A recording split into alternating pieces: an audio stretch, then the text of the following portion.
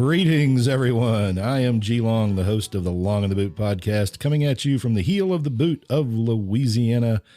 It is, well, I don't know what day this is actually going to go out, probably Wednesday, but it is Sunday morning, and hopefully everybody's doing well and trying to get things cleaned up and fixed up and patched up after all of our fun with the two hurricanes. Now we're into the Greek letters. I don't know what comes next. Hopefully we won't get to the Cyrillic alphabet with hurricanes, although there is a small wave down in the Gulf. Who knows? We're not going to do a hurricane show. I promised you I wouldn't, because the last time we did a hurricane show, a hurricane came. And the time before that, we talked about hurricane and a hurricane came. So this time we're not doing it. We're not going to do a hurricane show. In fact, we'll do anything but a hurricane show. If you want to get a hold of me and leave me a message, as many of you have already, the number is 337-502-9011. The email for Long in the Boot, longintheboot@gmail.com. And of course, my sometimes host Habs is off doing, I don't know, Habs stuff, I guess. I hear a little birdie told me that he was actually at the Magic Kingdom. So I don't know. Hopefully he's on his way back, and we'll get him back in here one of these days. But I do have a special guest today, and that is my good friend, Lyndon Joslin. Good morning, Lyndon. Good morning. And I should preface this as we start. If we make reference to the fact that we've been talking for a while, it's because something happened a while ago and my machine did not continue recording. And so we're going to try this again. I'm going to take full responsibility for the absolute screw up that was the beginning of this podcast that you all didn't hear. In fact, no one will hear it because it didn't get recorded for some reason, but we're going to fix it, and we're going to do a better version of that first attempt anyway. That's the way I feel. Let's see how that goes. Yes. Lyndon is the author of a great book, and it's appropriately timed since we're getting so close to the Halloween season. The book is Count Dracula Goes to the Movies, currently in its third edition. My personal signed copy is the second edition. However, apparently they just keep putting these things out, I guess, vampire movies, and you gotta add to it, right? Yes. Dracula, the novel, and the character are in the public domain, so anybody can make a Dracula movie. And so they're going to keep making Dracula movies, both adaptations and sequels and spinoffs. As a matter of fact, there's a section of the third edition here that's not in the second edition. It's called Dracula Obscura. It's about 4 independent, really low budget, and generally crappy versions that were made like in just the aughts, like 2008, 2009, stuff like that. And they never got a theatrical release. You can get a copy like online. It's like they'll the equivalent of print on demand. You order it, they make it, and they ship it to you. Oh, okay. And so, yeah, they're pretty bad. But for a completist like myself, I had to see them. So. You've got to do it. You've got to see it through. Mm-hmm. And it's a great book, y'all. If you get a chance, go to Amazon. Again, Lyndon Joslin, Count Dracula Goes to the Movies. And it's a fully detailed account of pretty much every Dracula movie that's been made since, well, Dracula movies. A lot of interesting facts and a lot of really good history as well, of not just the movies themselves, but also of Hollywood and certain eras of Dracula movies. They sort of came in groups, and there's some really interesting periods where they were prolific, and they still, as you well know, if you watch movies at all today, they're still making Dracula movies. I'm going to refer to Lyndon the rest of this, if I call him by name, as Vlad. I've known Vlad for quite a while. We met at an event in a reenactment group that he belonged to long before I did, but the Society for Creative Anachronism, which a lot of people know as a medieval reenactment group, although it's really medieval study and medieval history study and reenactment and all kinds of various aspects of it. And originally when I met Vlad, I knew him as the Shiner Bock guy because, well, he gave me a Shiner Bock. Yeah, I showed up from Texas bringing the Bock. And I had never had a Shiner Bock before. And he was introduced to myself and the lovely Deborah. From that point, we were like, who was that guy? The Shiner Bock guy. And finally it was like, Vlad, that's Vlad. Oh, okay. And we ended up becoming camp buddies pretty much, and sharing camps over and over again, and learned that we certainly have a love for movies and cinema and history, especially history, medieval history, but not just medieval history, all kinds of history. One of the things I always noticed about Vlad was you're always writing. You're always just sitting down, writing a journal. right? Yeah, as a matter of fact, when we turned in last night after we were all falling asleep in front of the TV, before I turned the light out, I sat down at the desk in there and wrote a couple of pages in my journal that I've been keeping since '93. Do you think that's something writers kind of have to do almost? I've never heard any writer yet not say that, especially published writers, that they don't write. Like all writers seem to say, I write all the time. Yeah, and it's entirely possible. I don't know. I think different writers have a different perspective to it. Some of them might find it therapeutic. To some extent, I might find it therapeutic, but I just find it helpful to jot down what happened today, so that, because you have sometimes very vivid memories of, wow, this happened, but you don't know exactly when it happened, and you might lose track of some of the details. And I find it interesting to write down what happened right at the time it was happening and read about it later and saying, oh, okay, I thought I remembered that somewhat differently, but I was there at the time and I wrote it down. So this is what really happened, So well, I've talked about that before, actually, with memories when I go and see, or if I go visit like a friend of mine from high school and we talk about an event that we both remember from high school. We remember the event, but it is absolutely true that neither one of us remember the event the same way. Mm-hmm. There's always some kind of difference. And it's sort of, I think it's one of those things that everybody is the writer of their own narrative. And so you get people remembering the exact same event, and they remember the detail. The main details are the same, but there's these peripheral things that both people remember completely different. Say, no, it was a Monday. And they're like, no, it was a Tuesday. And yeah, it was absolutely a Monday. And then somebody else will go, no, I think it was Saturday. Well, yeah, that's what's that song? It's a duet between a man and a woman. Yes, I remember it well, and they remember everything quite differently. Yeah. So, that's not an offensive song today, is it? Not that I'm aware of. Not yet. But speaking along those lines, I have, as you know, because you know her, I have a long-term girlfriend of 10 or 11 years now, and so she has long since figured into the pages of my daily journal as I write in it. I'll write about stuff she and I discussed or did or what have you. And one thing that I've gotten in the habit of doing is I for some years now, I've been going back and reading what was happening a year ago, 3 years ago, 5 years ago, and 7 years ago. Well, at some point she expressed an interest in that. So I'd start reading to her these daily readings. And, for several months now, this didn't used to be the case, but we talk on the phone every day now. And every day when I call her, I read to her from 7 years ago, and then 5, and then 3, and then last year. And I've known her that long. So she figures in all these pages, there she is to one extent or another. Right. And one thing that's interesting is she very seldom, if ever, says, that's not the way I remember that. So apparently my observations are pretty good, and she and I literally are on the same page, because she never interrupts and says, now wait a minute. Well, we were, in fact, wasn't it, I think we were there at one of the events when you first met her. Yes. Because I remember Deb was like, well, go talk to her. And so, yeah, I guess that it was at that tavern there at the Gulf Wars site in Mississippi. Yeah. Where a large medieval reenactment occurs, and it's a place where adult beverages are served. Yeah. So it's like, I looked for this girl for many, many years. Where'd I meet her? In a bar.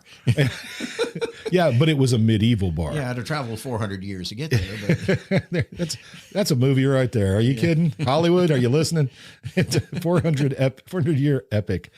Getting back to your book, as we were talking about earlier, you grew up in Lake Charles. Yes. Graduated from LaGrange. Mm-hmm. What year did you graduate? 74. 74. So you're 7 years older, I guess, than me. Yeah. Or as we knew it at the time, LXXIV, 74. Ooh, nice. It would have taken me quite a bit longer to figure that out. LaGrange, by the way, in the recent storms, LaGrange suffered horrible damage. So if you ever had an issue with LaGrange, you can either, like, yes, finally they got theirs. It's one thing to look back and grumble, high school, grumble. Yeah, and yet I actually got a pretty good education there. That was back before Jimmy Carter created the Department of Education Obstruction. And so, yeah, I'm that way with my high school. I did not like high school, but looking back now, I'm like, wow, I got a really good education. When I got out of high school, of course, there was no internet. There were no cell phones. We communicated by smoke signals, of course. But I knew how to use a dictionary, an encyclopedia, and the card catalog. I was going to say the card catalog, the infamous card catalog. Yeah, I knew how to look for stuff if it could be found in print. I knew where to look for it. Well, you had to do a lot of that for this book, Count Dracula Goes to the Movies. You did. That's a pretty well researched book. Thank you. And clearly you spent some time in doing it. Yeah, as a matter of fact, somebody asked me when it came out. I said, "Well, how long have you been working on it?" I said, "Since I was 12." Well, growing up in Lake Charles, obviously, what brought you to horror movies? What was the thing that kind of led you that direction? I was always interested in them when I was quite young. An early memory having to do with it is I went to the long defunct Paramount Theater in downtown Lake Charles. This was based on when these movies came out. It was 1965. So I was 8 going on 9, probably. I saw a double feature Hammer films of The Gorgon and The Curse of the Mummy's Tomb. And it sounds like something you'd see at a drive-in, but I came away from it. I saw that it seems like I saw it with some friends or my brothers or something. I wasn't alone. And I came away saying, that was cool. Those were neat. I want to see more of those. And my parents, I have friends who say, oh, their parents never let them watch these. Oh, those are going to, those will warp your mind. You're never going to. But my parents never really gave me much difficulty about these movies because they didn't bother me. They didn't keep me awake at night. They didn't give me nightmares. I didn't wake up screaming. I didn't wet the bed or sleepwalk or try to, can I sleep with you guys tonight? None of that. It was like, he's got a hobby. Leave him alone. He'll be out of our hair, So. And they were, for a kid, some of those movies are genuinely, scary today. When you ask a young person today a scary movie, they think a slasher film. Mm-hmm. Those movies were amazing in the past, and I saw them on TV more than ever at the theater, but the suspense they could build. Yeah. And now I mentioned a minute ago, 12 years old.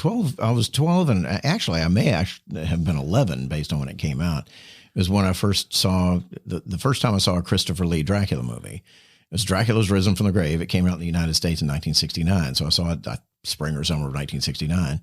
And again, at the Paramount Theater in downtown Lake Charles. And that is what kind of really brought me on board, I think, because I had already seen Bela Lugosi's Dracula on TV. And apparently already at age 12, I wasn't confused by saying, that's not the same guy.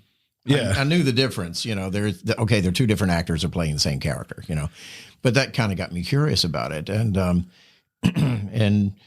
but in Lake Charles, I was watching the old Universal. They had the Universal Shock Theater package. It was released to TV nationwide in like 1957, 58.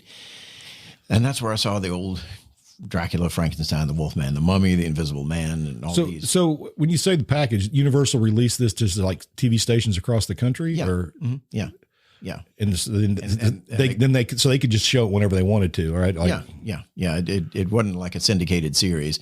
Okay, we're going to be showing this movie at the same time every Saturday night at stations across the country. No, it was handled locally. That's what I was asking. Yeah, it was a local thing. Yeah, and local stations would come up with, your horror movie host, your Uncle Weird or somebody like that. But in Lake Charles, I was watching these. KPLC didn't have them. KLFY out of Lafayette had them. And they didn't put on a local actor in a fright wig or anything like that. They just showed the movies. But the sweet thing was they not only showed the horror movies at 10:30 on Saturday night, they also showed them at 6:30 Saturday morning. Same movie. So I had a paper out in those days. I'd go out and throw my papers early Saturday morning. I'd come back, pour myself a bowl of cereal, and sit down in front of the TV and watch Son of Frankenstein or something. Frankenstein meets the Wolfman. And at 10:30 that night, the same movie would show again. So I'd get to watch it the first time and sort of study it the second time. So this part was exceptionally good. How did they set this up? And in those days, before home video, watching the same movie twice on TV in the same day was just unheard of. You couldn't do it. Yeah. So it was really quite a blessing. But I started noticing in a lot of these movies, the Frankenstein movies, based on characters created by Mary Shelley, the Dracula movies based on characters created by Bram Stoker. So I got curious. I wasn't exactly a speed demon in terms of satisfying my curiosity. I didn't read Frankenstein until I was in high school. And Dracula I read when I was in college, but I did finally get around to reading them. It's because I'd seen so many movies about him. And, Yeah, some of the others are also based on class. I never have read The Invisible Man for some reason, but I've read Dorian Gray, and I've read Jekyll and Hyde. I've read Phantom of the Opera. Is The Invisible Man, is that a novel? Yeah, it's by H.G. Wells. I don't think it's a long novel. Oh, that's right. Okay. But I've never, and of course that Invisible Man movie they came out with earlier this year before all the theaters closed. Yeah. Has jack to do with H.G. Wells. I mean, the character who turns invisible has the same name as Griffin or Griffith or something like that. But other than that, zippity doo dah. I mean, that's the worst. To me, that's always the insult of insults is when they make a movie. At the same time, it's not a bad movie. It's really quite an effective movie, but it is not H.G. Wells. Yeah. Well, a few things are. I've seen the movie, but I don't happen to remember if they have that credit line in there, inspired by H. I don't know. They might, but I don't happen to know right off the top of my head. But anyway, yeah, it just got me interested in reading the books, and I finally did. And of course, this book is my book is a comparison of the novel, sort of a point-by-point detailed basis, with the various adaptations that have come out over the years. And then the series of sequels by Universal and the series by Hammer Films, again, with the same question, how much Bram Stoker survives in these sequels? Right. Sometimes there's bits and pieces, and sometimes there's not much. But and for you young folks, the Hammer, when he refers to Hammer, it's the Hammer Studios. Hammer Studios, yes. And was that British? Yes. All British productions. And Christopher Lee, of course, you guys know him as Saruman in Lord of the Rings. That Christopher Lee, who actually is an interesting person just in his own right anyway. Yeah, he finally died in 2015, because he was 93. He was born in 1922, the same year Nosferatu came out. Oh, nice. But he was 93 years old, and he has quite a distinction. He'd made like well over 150, 180 movies, something like I forget how many. But he had not only been pretty much a one-man series at Hammer Films playing Dracula far more times than he was actually interested in playing it, but he was a working stiff actor, and so if they wrote him a check, he'd play the part and grumble about it. But he was also in the Star Wars series and the Lord of the Rings series and the James Bond series. He was the title character in The Man with the Golden Gun. That's right. I remember that. So he was actually, there's a little known movie. And I say little known because it didn't, at the time it came out, it didn't make any waves, and it certainly doesn't now because it's very dated, but it was called Serial. And Christopher Lee is in that one as well. And he plays a completely comedic character, and he's wonderful. He's a great comedic actor. He's actually quite funny. And, so I've seen him in a lot of different things, but he is for me as a kid, that's Dracula. That's what I saw on the Saturday night matinee or whatever, or not matinee, Saturday night horror movie thing they had in Kansas City with, I'm going to say it was like, I think they called him Uncle Ed, I think, but it was, and he had the stupid voice and the laugh, Well, Christopher Lee, though, I don't really know that much about his personal life prior to his being in the movies, but as I recall, he was in World War II. Yep. He did kill some Nazis like with his bare hands type of guy. I mean, he was hardcore. Well, I'm going to go ahead and say good for him. Yeah, really. Well done. So that when he was playing Saruman the White in the Lord of the Rings movies, and Peter Jackson, the director, said to him, "So, okay, Mr. Lee, for this next scene, I need for you to imagine the sound of somebody's throat being cut." And Christopher Lee said, "I don't have to imagine it." Okay, good. Let's go. You're perfect. He's very intimidating even on screen. I thought he was even when he plays a good guy, he's not somebody you want to monkey with. No, it always seemed that way. Going back to the Dracula going to the movies, we have the first. So the first movie is Nosferatu, right? Nosferatu, yeah. It was a silent film made 1922 in Germany. And it has a look for sure. It's still, I'd like to say, well, it holds up. But silent movies, it's hard to say that about silent movies. But the cinematography in that movie, I still think is phenomenal to see. The camera work in Nosferatu, I've seen it like 3 times. And it's been a few years since I've seen it before. But it's the use of shadows. And obviously black and white, they didn't have much to play with, but clearly they had a look they were going for, and they did it really well. the actor in question, the Nosferatu, Max Schreck. I noticed in your book, I thought it was really interesting. I'd always assumed it was a stage name. And you point out that that's, in fact, the guy's real name. Yeah. A lot of people assume that it was some sort of pseudonym because Schreck means terror in German. But far as they've been able to determine, far as I know, yes, that was his real name because he was in other movies and he always used that name. So if it wasn't his real name, it was one that he didn't just use for Nosferatu. It wasn't a gimmick name like that. By the way, not ding, ding, ding, Shrek. Oh, no. I just realized the cartoon character. Is that why they named him Shrek? Strange to say, I'm not sure which cartoon character you're referring Shrek. to. The ogre. The ogre? Yeah, the ogre, yeah. Do you think they used Shrek for that reason? Oh, yeah. That means terror? Yeah, because he's supposed to be this terrifying character, but he's actually just this lovable lump who tends to fart a lot. Well, it just occurred to me. I was like, oh, duh. Yeah, I was just a little bit lost there for a second. Well, I've seen the movies, but it hasn't popped into my head. I was like, wait a minute. Hold on here. Those guys know German. So Bram Stoker, I guess let's talk about him for just real quick. As far as books go, what do you know about besides Dracula? It's the only one anybody knows. By Bram Stoker? Yeah. Well, he was an aspiring novelist. He liked to fancy himself among the literary elite there in London, but he never really quite caught on in the way some of the other people did. I mean, one very famous person he used to hang out with was Oscar Wilde. And interesting, when Stoker never wrote his own autobiography, but he did write a biography of Henry Irving, who was an actor that he was like the stage man or personal manager for many years.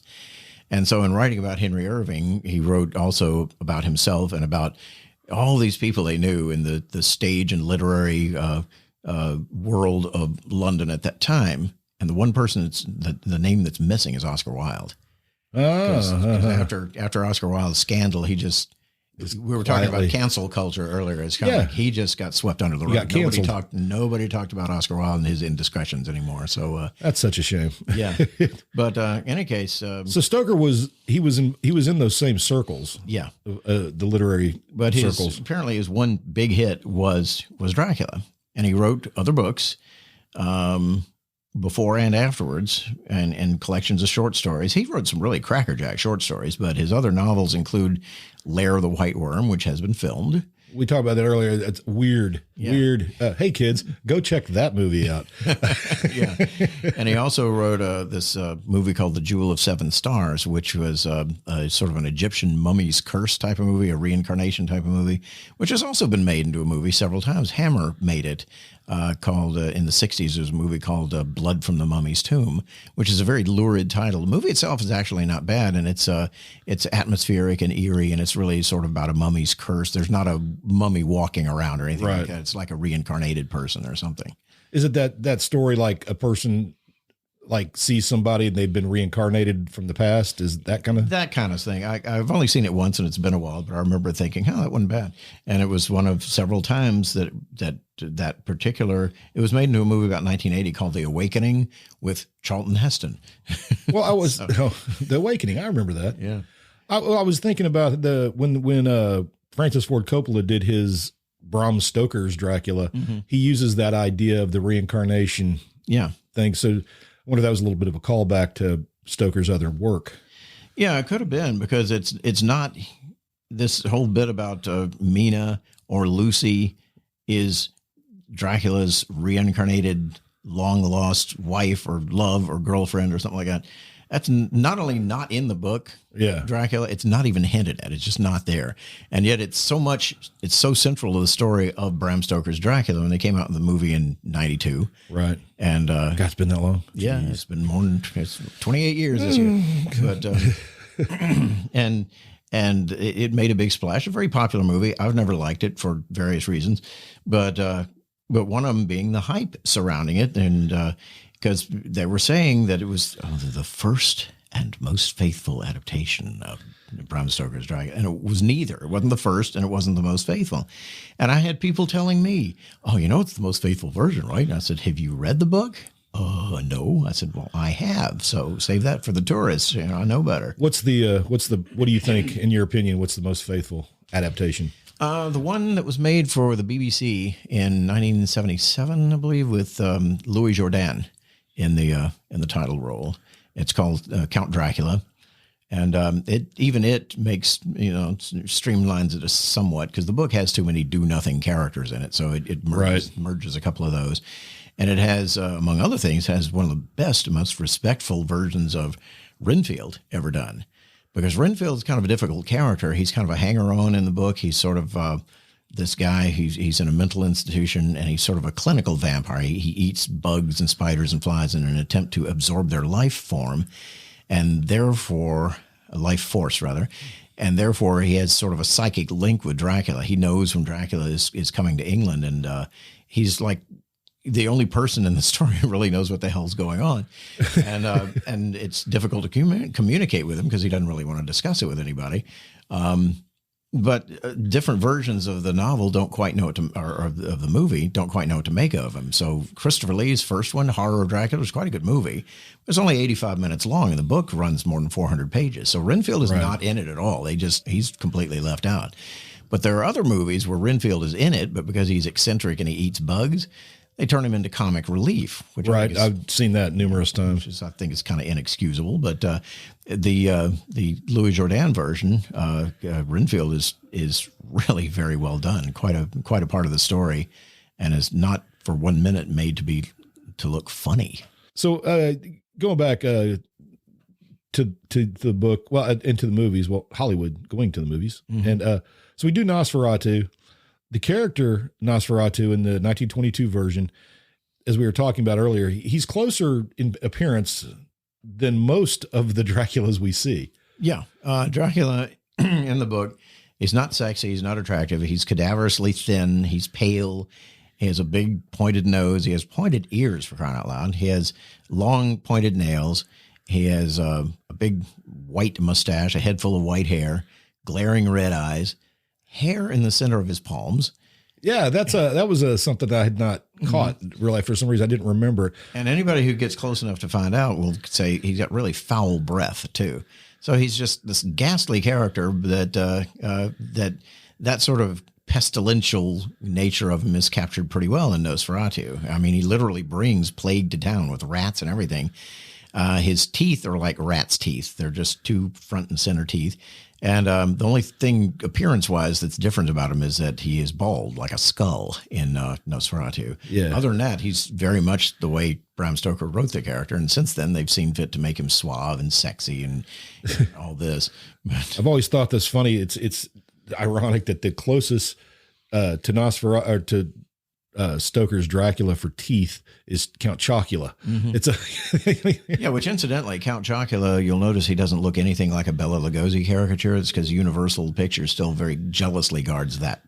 Do they still? Yeah. Wow. That copyright on that image, which is why Chocula doesn't look anything like Bela Lugosi. That's every other Dracula caricature looks like Lugosi, but not that one. Yeah, and Lugosi is the one everybody thinks of, even still, even the voice. Yeah. Even in the Transylvania, the Hotel Transylvania cartoons, you still have Dracula talks like this, like that. He's got this cheesy fake Hungarian accent because of Bela Lugosi. You know, I was in shock when I saw that the first time because I had avoided it, saying, oh, it's going to be stupid. It's going to be cheesy. And my granddaughter was visiting and they said, can we watch this? And I was like, yeah, all right, I guess. And man, I thoroughly enjoyed that movie. I really did. I laughed. I do not say blah, blah, blah. Yeah. And there were so many great sight gags. And the one thing that really killed me was when the credits rolled and I'm looking and it's Adam Sandler. Yeah. I was in shock. And then in the second one, when they brought in or when Grandpa shows up, it's Mel Brooks of all people. I'm like, that is the best. If you get Mel Brooks to do anything, because he's a national treasure. He really is. And in fact, did his own Dracula movie, right? He did. Dracula Dead and Loving It, which is in my book, because comedy though it is, it's an adaptation of the original story. Right. In the way that Young Frankenstein was not. Young Frankenstein wasn't just a remake of Frankenstein. It was a pastiche of bits and pieces from the first three of the Universal series, the ones that Boris Karloff was in. And if it kind of helps to be familiar with those movies to get a lot of the gags in Young Frankenstein. Right. But he wrote his like an original story, but it's a fairly typical sort of story from the Universal series. Like one of Dr. Frankenstein's descendants is going there and picking up where he left off or something.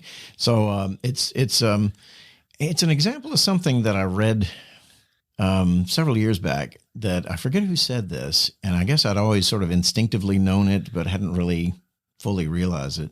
It said a satire, the best satires of a particular genre are also good examples of that genre.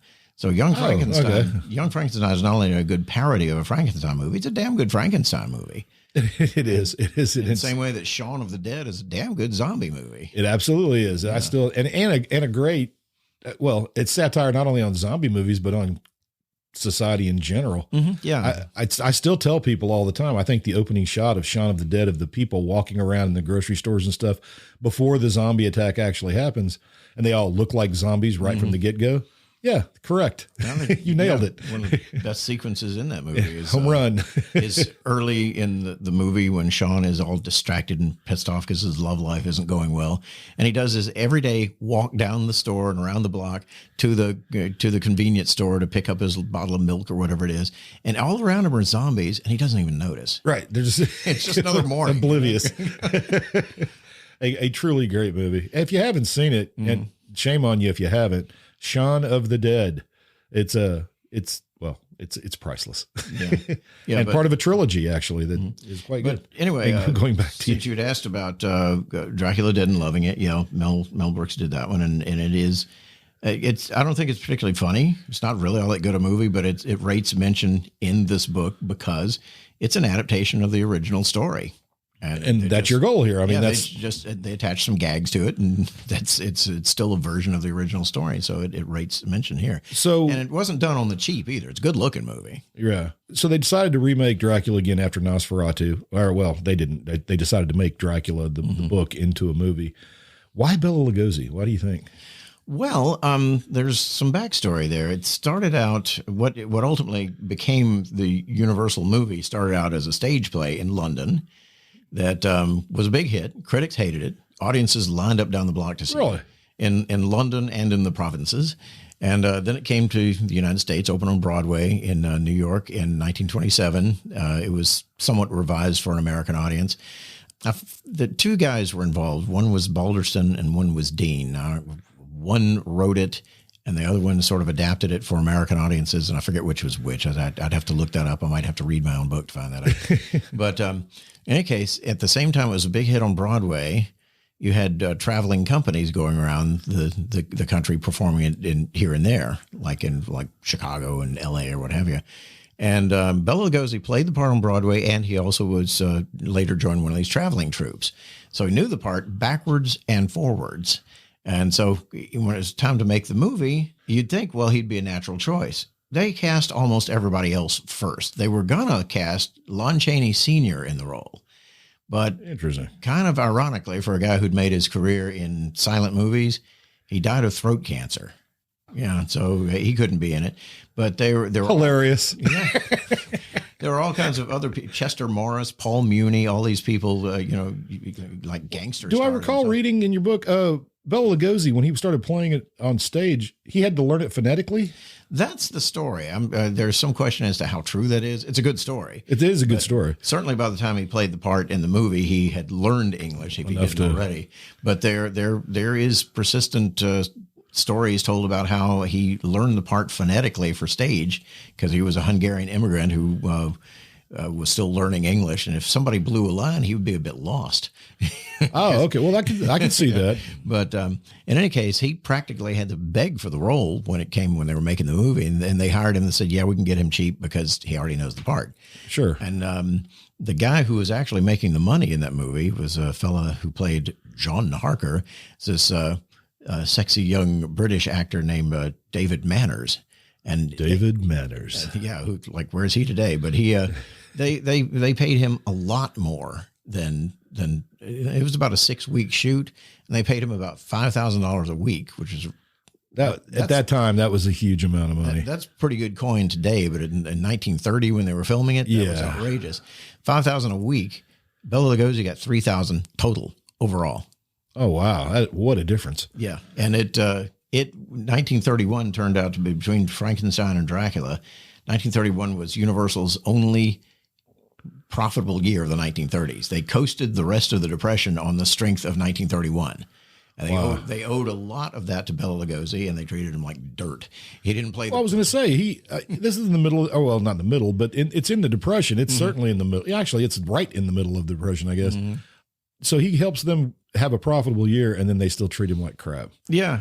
He was in several other movies. He and Boris Karloff made some movies together, and then next thing you know, he was kind of making movies for the less prestigious studios, and he only played Dracula a second time, and that was when they had long since stopped taking the series seriously. In 1948, he played Dracula in Abbott and Costello Meet Frankenstein, and that was the last time. Oh, and after that, he struggled to find work. He had been a drug addict for years. Right. He every now and then he'd put out a proclamation saying, "I'm not going to play Dracula again," but all he could get was like offers from dinner theaters in Poughkeepsie or something to come play Dracula, and he'd do it because he couldn't find other work. He went to England in the early 50s and lived and worked there for several years, making a couple of crappy movies, Old Mother Riley Meets the Vampire and things like that.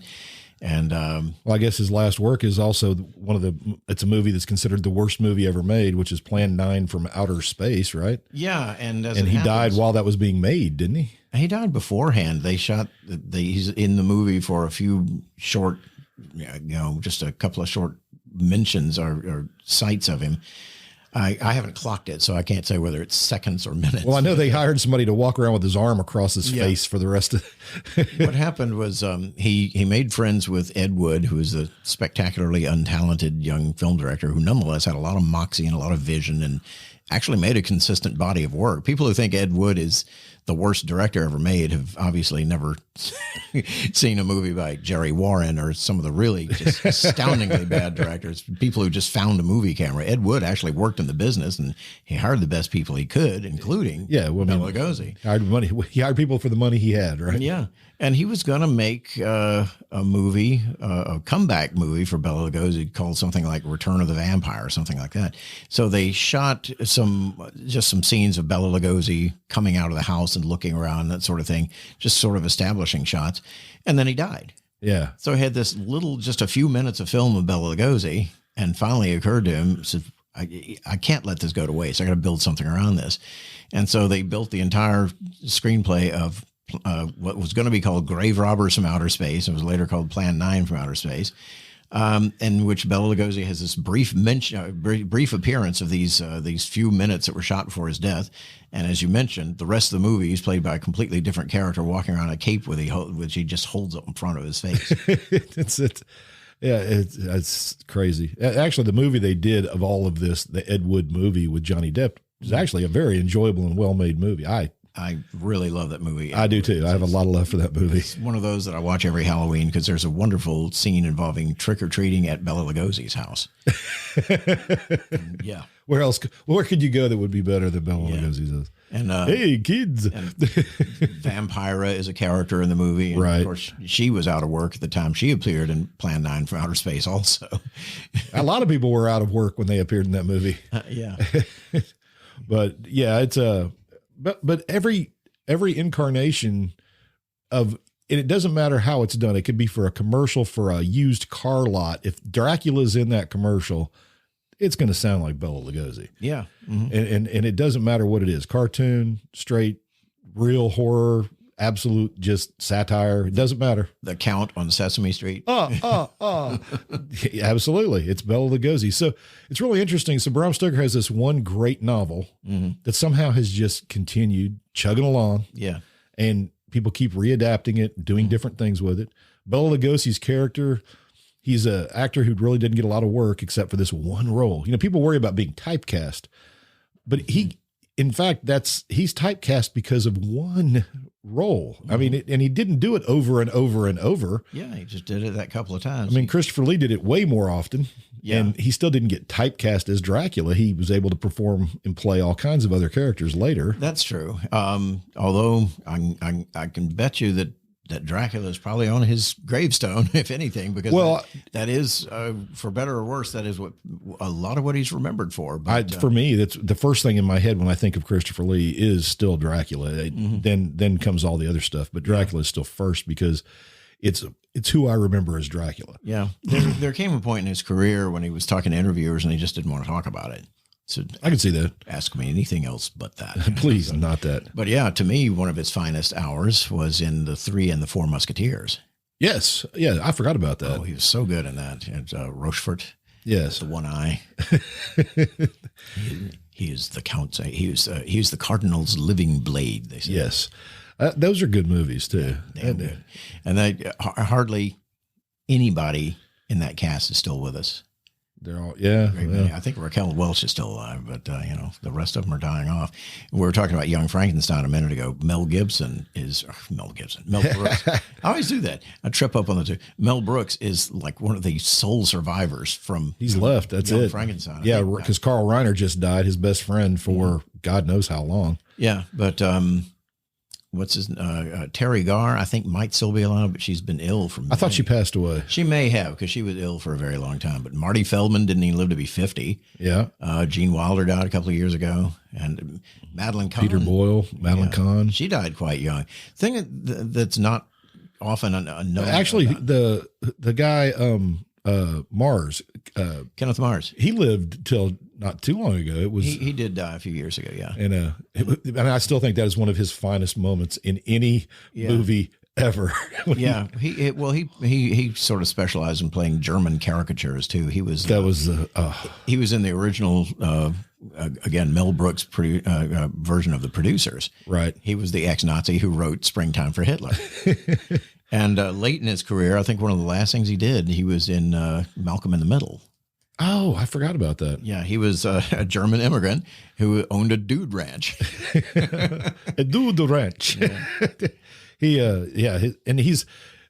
When I looked up Kenneth Mars, I was curious about his body of work, and it was all of the cartoon characters he's voiced over the years. Oh my Lord. He was on SpongeBob. I mean, you can't beat that. If you've made SpongeBob, you've done something. Yeah. But as far as Madeline Kahn, though, one thing that's not generally known about her is that she was a pixie. She was about 4'10", 4'11", something like that. She was tiny? She was itty bitty, and she has such a huge presence. She just fills the screen when she shows up, but she was bite-sized. She was a little bitty thing. That's interesting. I had no idea. Great actress. Oh, so funny. So I have your second edition. You have a third edition here. Yeah. What do you think, what stands out from recently, you think, in the canon of Dracula movie wise? Was there anything you saw that you said, hey, this one's pretty darn good? I wish I could say other than the ones that stick out in mind lately are the ones that are pretty darn bad.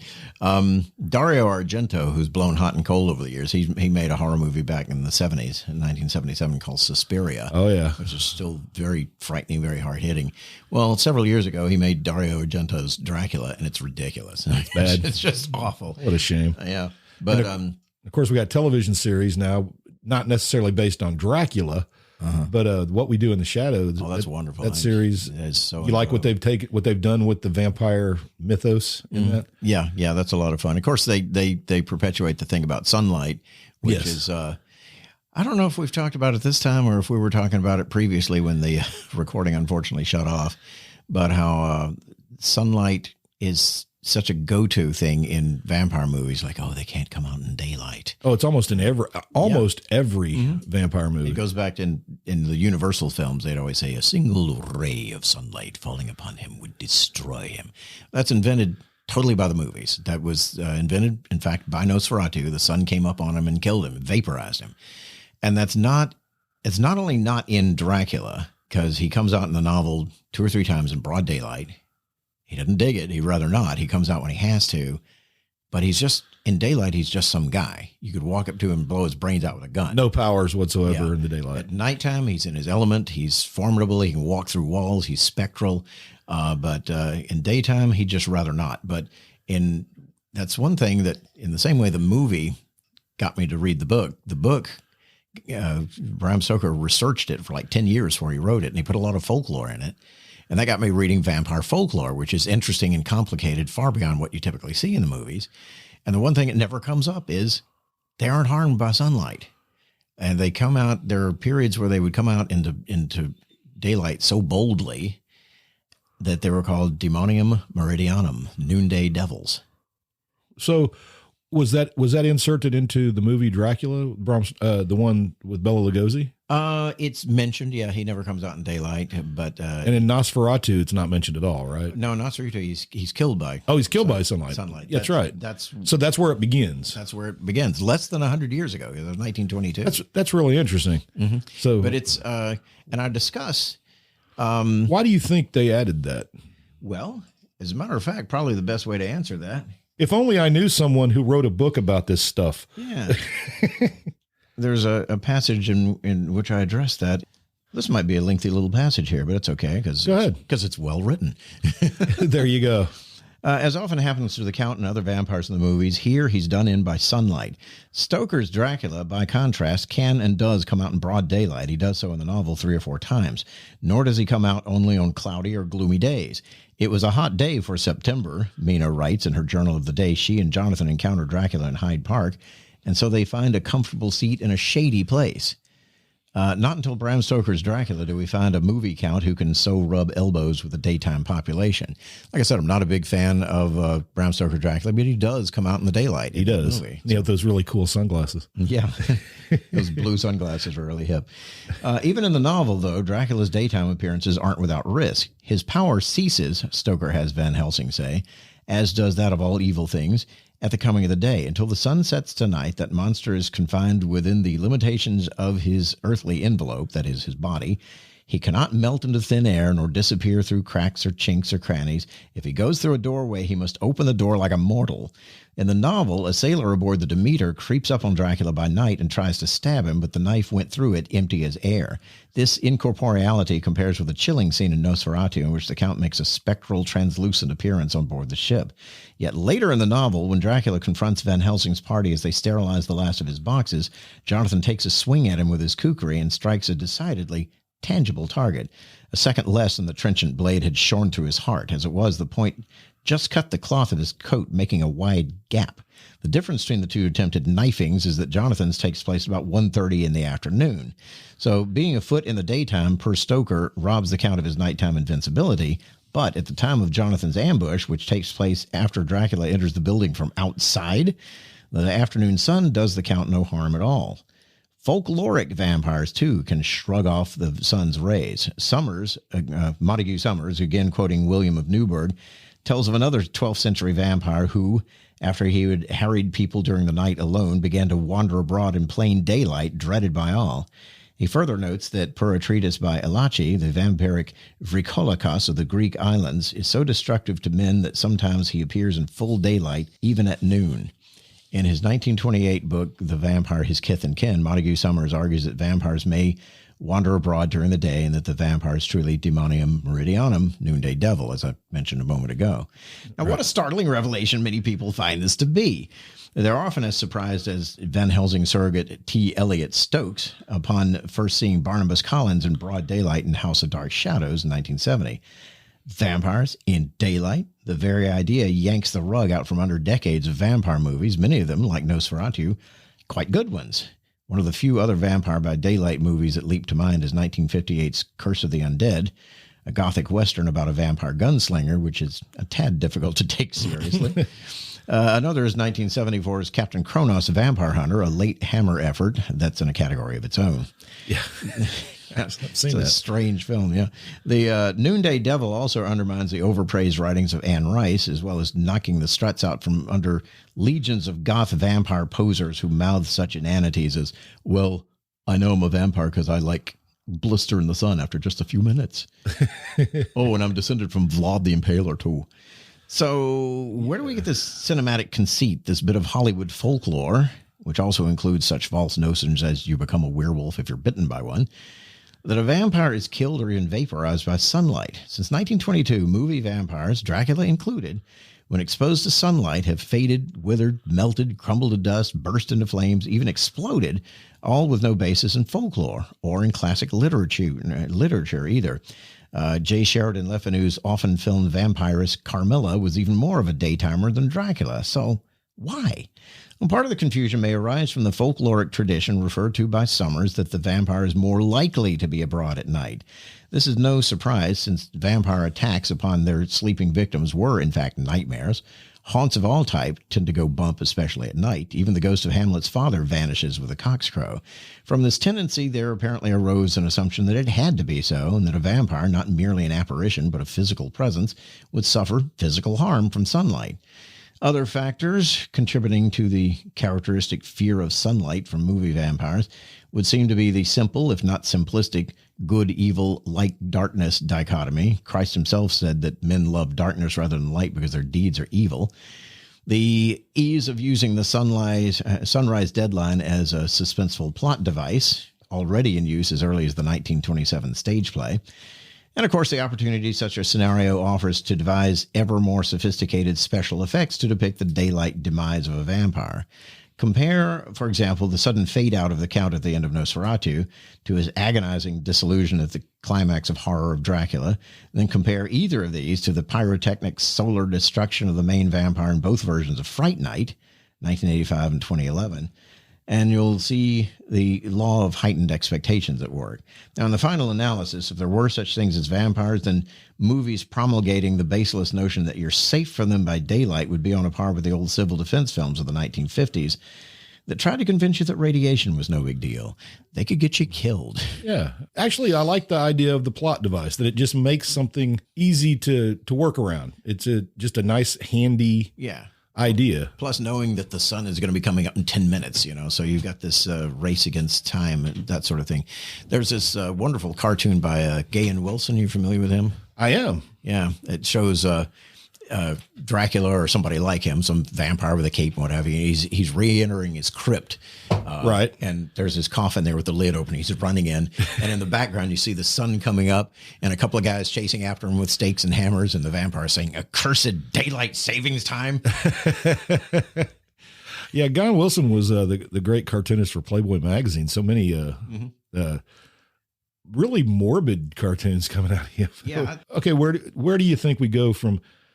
We were talking about Hollywood adding the sunlight thing as a plot device. So it's a plot device in a lot of movies to just kill Dracula. The Anne Rice movie, just for a minute, Interview with the Vampire. I know you can't possibly really care for those books or that movie too much. I read the first one back when it was first in paperback. In the 70s? Back in the 70s, yeah. Long before it was a movie tie-in. And I liked it so much, I've not read another syllable she's ever written. But I remember when the movie came out, I went to see it. I've got it on DVD. I actually, as I recall from having read the book quite some while back, it was a reasonably close adaptation of the novel. Wasn't bad. And it's good looking. It's got a nice cast. And I particularly enjoy the way Kirsten Dunst absolutely steals that movie from both of those superstars. She sure does. And she still does that when she's in a movie. There's even several TV series that she's done that lately. Yeah. Well, anyway, the movie is good looking and atmospheric, and I like that aspect of it as much as anything. And I remember there was a reviewer at the time who was grumbling about it and said, "This is like a Hammer film with a big budget." And I said, "Well, where's the problem with that?" Right? If Hammer had the money, he would have made some amazing, the studios would have made some amazing movies. Yeah. If they'd had the actual dollars to do what they could have done, but one of the things that Christopher Lee always grumbled about is that his character as Dracula was so limited. All he did was glare and stare and chase the ladies and throttle the guys who came after him. But he didn't have that full range of powers. He never once turned into a bat. Right. I mean, in the very first movie, they said, no, he doesn't really have that power. That's a superstition. Really? It's in the book. But they had moderate budgets and apparently decided not to embarrass himself by putting a rubber bat on a string. I find that fascinating too, that the way Hollywood has played with this story, they can do almost anything with it within a certain framework, and they get too far out of bounds. Then people go, I don't know. But then you get some movies that'll take just a teeny crumb of the Dracula story and wrap a whole completely different story around it. It was, I was thinking about that movie from the 80s, Near Dark. That's a vampire movie, yet it has nothing to do whatsoever really with Dracula, except for the sunlight thing. Yeah. Which isn't in the book. Yeah. And as it happens, Near Dark came out the same year as The Lost Boys. Oh, I didn't know that. And everybody looks back on The Lost. Oh, what a fun movie that was. I've never really liked The Lost Boys, and as time goes by, I like it even less. But Near Dark has almost exactly the same story, but it's like the grown-up version of it. It's a better movie. It is much better and very violent. It was directed by Catherine Bigelow. It's one of the most violent movies ever directed by a woman. Really? I had no idea. I love that movie. Yeah. It's one I didn't know what it was. I caught it one time on VHS. I was like, well, this looks fun. I wonder what this is. And watched, put it in, and man, it was a ride. And yes, kids, Near Dark. You want to check that out. It has several of the same cast members that were in Aliens. I guess it does. You're right. Lance Henriksen. And Bill Paxton. And the female. Jeanette Goldstein. There you go. One of my favorite scenes in that movie is when the young cowboy who's been abducted by this gang of vampires, and he's resisting turning into a vampire himself, but he's gradually gaining acceptance by the others. They come through some misadventure, and it's dawning on him that these people have been around for a while. Right. They've seen several lifetimes, and including the one who looks like a 10-year-old. He's actually ancient as hell. What a curse. So there's this line where the cowboy is talking to Lance Henriksen's character, Jesse, who's this big scar down his face, and you can tell he's seen a lot of action. He says, Jesse, there's something I've been meaning to ask you. Yeah, what might that be? He says, how old are you? And Jesse says, well, let's put it this way. I fought for the South. He's old. The kid says, the South? He said, we lost. Nice. That's a great movie. It's a good Halloween movie. Good Halloween fare. Are you going to watch some Halloween movies? Oh, yeah. My esteemed girlfriend is coming to town. Her birthday is several days before mine. Mine is the day before Halloween, so I always make a thing out of it. And we're going to watch some of the same ones we typically watch.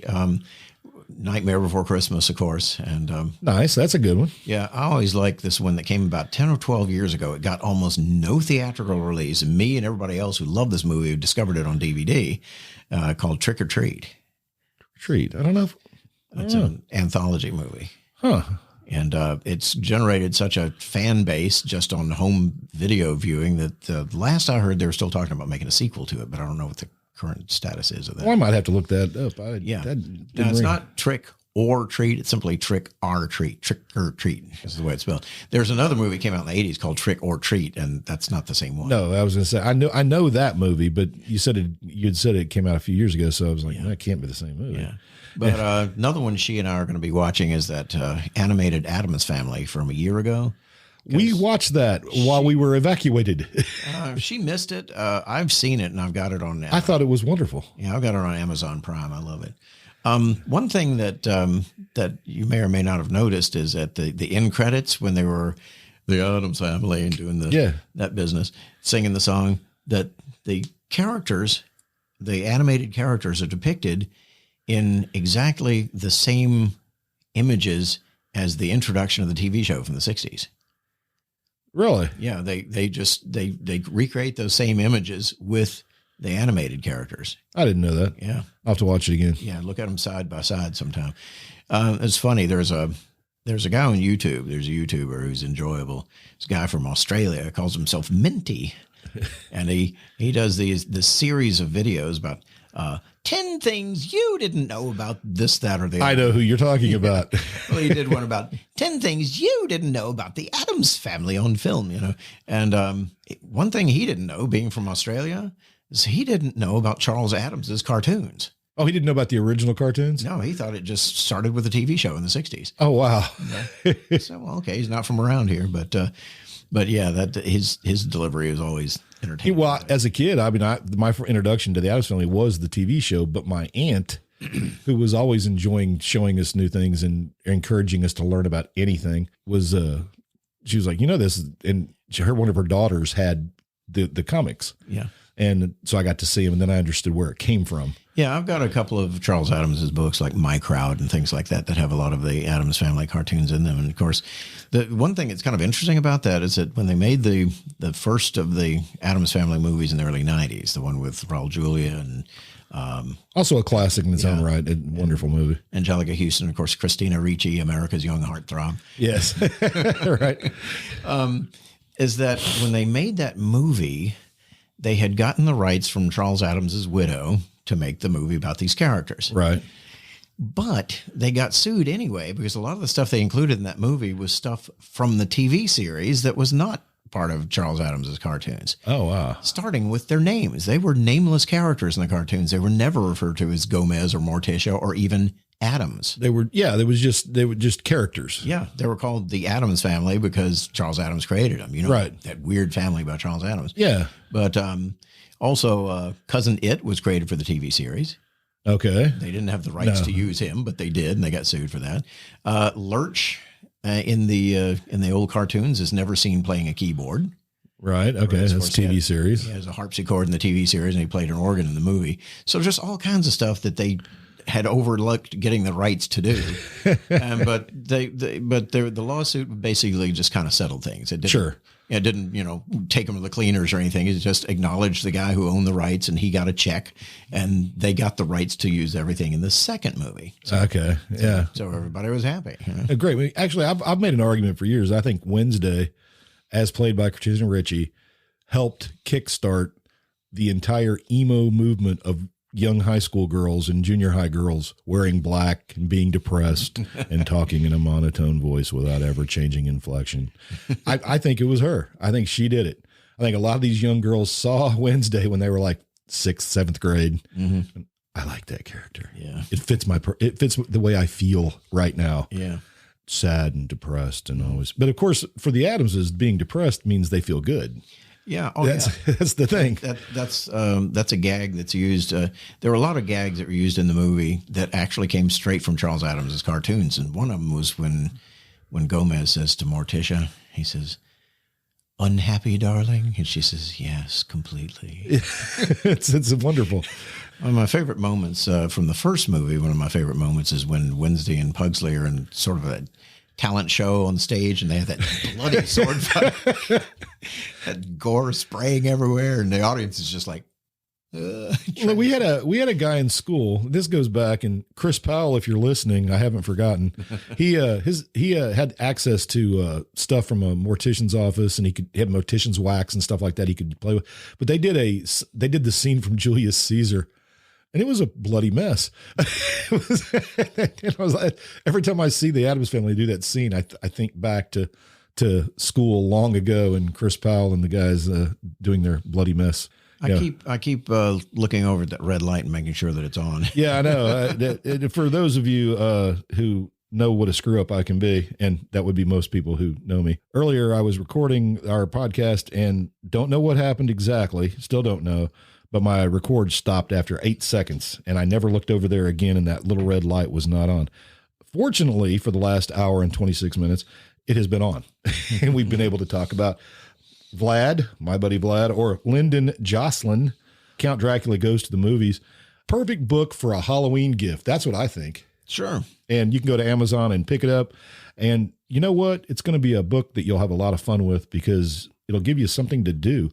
You can go and look at the book, find the movies, and go look. And he also tells you if the movie's in print or not, which I think is really helpful. These movies we were talking about with Christopher Lee and even the original Dracula, if you've never seen it, it's a lot of fun, and you can get an appreciation for early cinema, and also just the movies themselves. I think they're horror the way horror was, at least for me growing up, more suspense than today. A lot of horror movies to me are just really slasher films.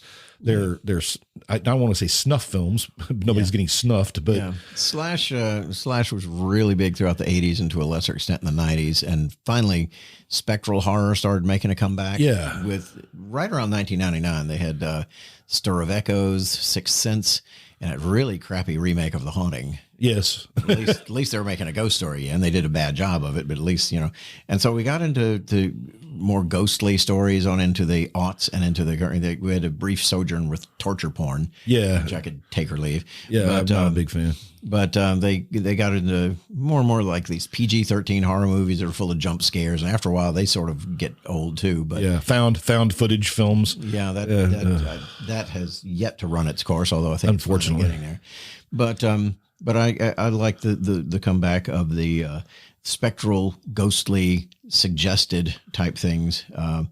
Because there's a book, I think, I forget, that said that right around 1968, 69 is when everything changed for horror. It changed for all cinema, actually. Yeah. There's a whole thing about that period for movie making. True. But he was specifically pointing out that what happened to horror at that time. First of all, in 1969, or early 1968, Boris Karloff died. Okay. So Boris and Bello were both gone by then, and they were the two twin horror giants of yesteryear. They were gone. The MPAA came out with the rating system. Right. Because once upon a time, there was stuff you couldn't show in a movie. Well, now you could. You just had to have the appropriate rating on it. Correct. And to change everything in the horror field, Night of the Living Dead came out. There you go. And it came out shortly before the rating system, or else it would have been released with an X on it for violence. But even still, it was 68's a pivotal year. God, pretty much all the way around: movies, society, culture. But with Night of the Living Dead, it was still violent enough to where there were a lot of like indoor theaters or in-town theaters didn't want to show it. You pretty much had to go to a drive-in theater to see it. Well, back in the 70s, before everybody and his brother had a VHS or a Beta, the Alley Theater, which is an actual stage theater, which is like the prestigious downtown stage theater in Houston. They used to have a movie festival in the summertime. Summer Film Fest. Really? Now they do plays throughout the year, and of course, with everything shut down for the pandemic, they're not. But they would do plays throughout the summer. But in those days, they had an international film festival because like I said, home video hadn't even happened yet. Right. So they were showing art movies and international favorites and imported movies and foreign films with subtitles and what have you. But they had a Friday midnight sleaze series. And right there at the Alley Theater, the prestigious 9 Advance Alley Theater, is where I first saw Night of the Living Dead in 1975, Texas Chainsaw Massacre in 1977. Nice. And sometime right about then in the very late 70s where I first saw Rocky Horror. Oh, okay. Yeah. And that was one of Rocky Horror's very first screenings in town. Might have been its first one. Yeah. That's actually a pretty good Halloween movie if you just want to have fun. Mm-hmm. And I still enjoy it. There's a couple parts that I fast forward through now. The third act falls apart a little bit in Rocky Horror. Yeah, Rocky Horror sort of, it played briefly at this theater in Houston called The Tower that later was a Hollywood video store. And then after that, it was a Tex-Mex restaurant. But after it stopped showing at The Tower, Rocky Horror moved on to the Alabama Theater. I know where that is. Yeah. Right there on South Shepherd at Alabama. And it played there for quite some while and drew big crowds and everything. That's where I saw it the subsequent times that I saw it. Yeah. After catching it at the Alley. And the Alabama Theater was later turned into a bookstore. It was called the Book Stop. Late October 1999. That's where I had a book signing for my first edition of my book. Well, that's neat. Mm-hmm. What a nice circle. Yeah. And the owners of the land were talking about tearing it down. It's like one of the last old vintage theaters in Houston. And when it was no longer a theater and when it was no longer a bookstore, it was a vacant building. So they're talking about bulldozing it and building lofts or something. Yeah, of course. But there was enough grumbling and feedback from the community that they decided to save the building. And it's now it's a grocery store, and they still got the big sign outside that says Alabama. They got the marquee, and they get that big pylon out. Yeah, the sidewalk. The pylon, Alabama. But it's Trader Joe's. Okay. It's a Trader Joe's now. So okay, well, at least they saved the building though, and the pylon. You can go inside and look around and still see that it used to be a movie theater. Yeah. People can't appreciate anymore because there's really none of those old theaters standing anymore. Mm-hmm. They're pretty much, I'm sure in some cities, there's still a few vestiges of those kind of theaters still left standing. Oh yeah. There's a wonderful one in San Antonio. And, I was reading about one they had in New York, and I forget which one it was. It got torn down long ago, but that seated 2,800 people. Mm-hmm. 2,800 people in a movie theater is just stunning. Yeah. I read this book not long ago called Cinema Houston. It's by a guy that I know, a fellow named David Welling. So if you're going to Amazon to look at my book, look up his as well. Cinema Houston, David Welling. And it's a very well-written book. It's very well put together, thoroughly researched, lots of interviews, he did a lot of sleuthing through old newspaper clippings and stuff like that. Beautiful pictures of the interiors and exteriors. These old theaters in Houston that just, for the most part, are not there anymore. Right. And including, there were two of them downtown that were right next door to each other. I think it was the Majestic and the Lowe's State were right next to each other, and the Kirby was across the street and a block down, something like that. So he had this cluster of theaters. And I told him, I sent him an email, said, in 1970, I was 13 going on 14, we went to Houston because I had to have open heart surgery. And as a kid, yeah. And Texas was the place to be, the med center. Sure. I was operated on by Denton Cooley. So, but we were driving through downtown Houston. I was in the back seat and my parents were driving, and we were heading down Main Street, and we passed by two theaters that were side by side. The Lowe's State and the other one, the Majestic, I think it was. And to a small town kid like me from Lake Charles, two big movie theaters literally right next door. Right next to each other. That was a sight unheard of. I'd just never seen anything like it before. And they're both long gone now. They were torn down in the early 70s. Yeah. Well, in Lake Charles, one old theater, the building is still there. The Paramount is gone. The Pit is gone. But the Lyric that was off of Ryan Street, just like a half a block going towards the Civic Center, there's a bunch of Sears building used to be across the street. Yeah. That building is still there. The building is still there? Yeah, and the sign actually, that you can tell that it was a theater at one time. Mm-hmm. There's been all kinds of things in there. There's been a secondhand shop, and I don't know what's in there right now. Who knows? Yeah. And the Sears building is long gone, and they're building apartments there that I don't know how they held up. Who knows? Lake Charles, everything downtown got damaged, so who knows? But when I look at that building, I still think, man, there it is. And it was small. It was a small theater. But I love the fact that the shape of everything in that front, there's just a distinction, when you look at it, you go, oh, that was one of those old theaters. Yeah. And I think that's kind of cool. I'm glad it's still there. Who knows how long it'll be there. Yeah. But they preserve the building of the West Alabama, or the Alabama Theater. One of the things that I was reading in Dave Welling's book, Cinema Houston, was about segregated theaters back in the day, 100 years ago, what have you. And back in the days of silent movies, the movie a lot of times was only about 20 minutes long. So the very early short movies. So they would have a whole show of entertainment. They would have magicians, and musical acts, and literally dog and pony shows up there. And then the movie, 20 minutes long, would be the last thing. But these theaters were segregated back in those days. Even some of the big splendid palaces, you had a so-called colored entrance. Right. Where they couldn't go in the front door and up the stairs. They had to take basically a fire escape outside the building up to the second floor where the balcony was reserved for them. Right. Okay. Or you had, of course, away from downtown, off in a neighborhood, you'd have the Ebony Cinema or something like that. Right.